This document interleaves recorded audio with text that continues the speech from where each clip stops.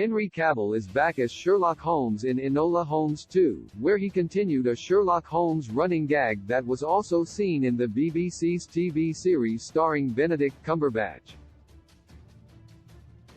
As one of the most beloved characters in literature, Sherlock Holmes has been adapted to all types of media for decades, and in some cases, the artists have taken many creative liberties with the characters and their stories. Among them is Nancy Springer with her book series The Enola Holmes Mysteries, in which she gave the great detective a younger sister, who was as smart, or more, as him. Enola made the jump to film in 2020 thanks to Netflix and is now back in a new adventure. Simply titled Enola Holmes 2, the movie sees Enola, Millie Bobby Brown, helping a matchstick girl find her sister, but the case turns out to be more complex than it seemed. To her surprise, Sherlock's latest case is connected to hers, and so the Holmes siblings join forces to solve both their cases. Also returning in Enola Holmes 2 is Inspector Lestrade, a Deal actor, and thanks to him, Cavill's Sherlock continued a running gag previously seen with Cumberbatch's version of the great detective not remembering Lestrade's first name, much to the inspector's annoyance. Why Sherlock never remembers Lestrade's first name. Among the most popular modern adaptations of Sherlock Holmes and Company is the BBC's TV series Sherlock, starring Benedict Cumberbatch as the title character and Martin Freeman as John Watson.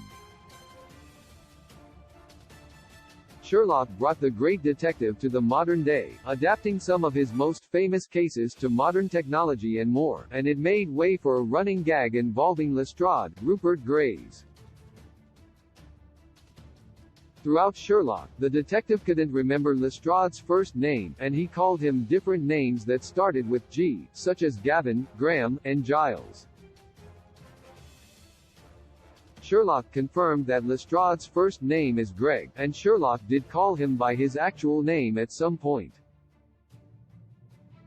In Enola Holmes 2, Cavill's Sherlock does the same with this world's version of Lestrade.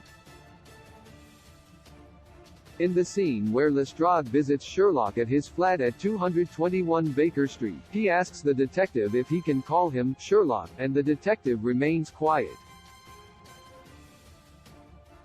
Lestrade tells him his name is Graydon and rambles about his father believing it to be a distinguished name. However, as much as Lestrade tried, it's unlikely Sherlock will remember it.